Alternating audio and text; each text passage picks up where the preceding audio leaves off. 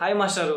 చంద్రబాబు నాయుడు గారు వైసీపీని ఉద్దేశించి వాళ్ళకి ఏ పనులు చేయొద్దు, అలాగే వాళ్ళకి ఏదైనా సహాయం చేస్తే అది తిరిగి మళ్ళీ మనకే ఉచ్చవద్ది అనే వ్యాఖ్యలు చేశాడు.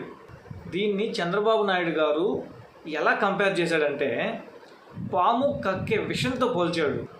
అలాగే పవన్ కళ్యాణ్ గారు అప్పుడెప్పుడో అసెంబ్లీలో జగన్ ప్రతిపక్ష హోదా కావాలి అన్నప్పుడు బయట ప్రెస్ మీట్ పెట్టి నీకు ప్రతిపక్ష హోదా కావాలంటే జర్మనీకి వెళ్ళిపో అనే సంచలనమైన వ్యాఖ్యలు అయితే చేశాడు.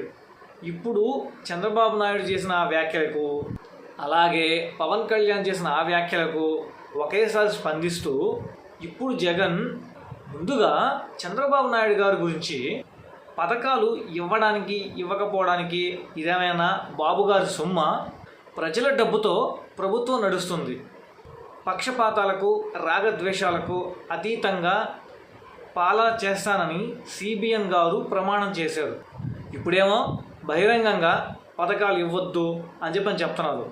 ఇలాంటి మనిషిని సీఎంగా కొనసాగించడం ధర్మమేనా?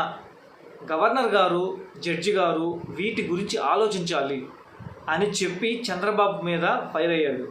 అలాగే పవన్ కళ్యాణ్ గారి గురించి కూడా ధీటుగా స్పందిస్తూ పవన్ కళ్యాణ్ కార్పొరేటర్కి ఎక్కువ, ఎమ్మెల్యేకి తక్కువ, ఆయన జీవితంలో ఒక్కసారి ఎమ్మెల్యేగా గెలిచారు అని పవన్ కళ్యాణ్ని చాలా తక్కువ చేసి అయితే జగన్ మాట్లాడాడు. ఈ వ్యాఖ్యలపై మీరేమనుకుంటున్నారు? పవన్ కళ్యాణ్ జగన్ మీద ప్రతిపక్ష హోదా గురించి చేసిన వ్యాఖ్యలు కరెక్టేనా? మీ సమాధానాన్ని కామెంట్ రూపంలో తెలియజేయండి.